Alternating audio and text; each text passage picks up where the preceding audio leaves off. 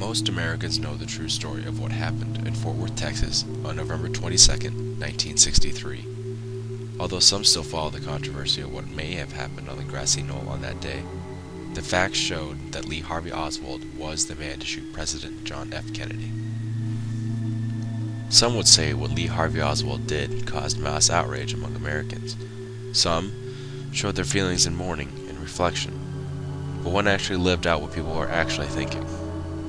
Many, if not all people, have had a thought like this. Why doesn't somebody just shoot him? Although we've never actually lived it out.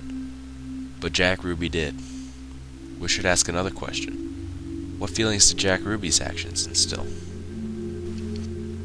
Look at the faces around Lee. What was the first face you noticed? Was it the man in the hat? The man with the microphone? Did you look at Jack Ruby? Although this event undoubtedly happened very fast, the reaction to the onlookers are all very strange compared to the type of event taking place. Look at the body language of the spectators. This boss hog-looking character on the left has a confused expression, as if the gun just came out of nowhere, as it gives Lee a tug in his direction. In fact, there are only two people in this entire photograph who actually attempt to stop Ruby's actions. The other is on the right.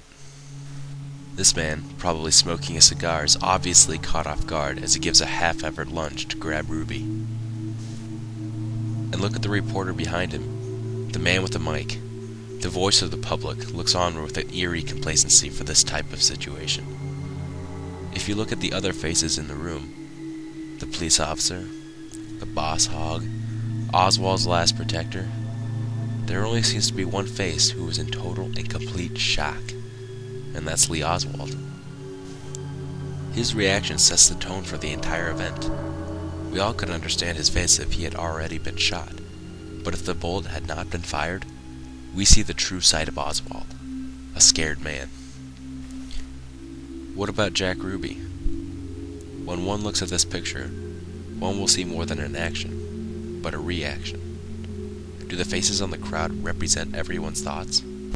Does Jack Ruby's actions represent the general public's thoughts in action? In this photograph taken by Robert H. Jackson, we see faces of complacency and confusion, but no shock, except for Oswald. This may be because no one was shocked that this was going to take place, and everyone was more or less thinking what Jack Ruby was thinking. Why doesn't somebody just shoot him?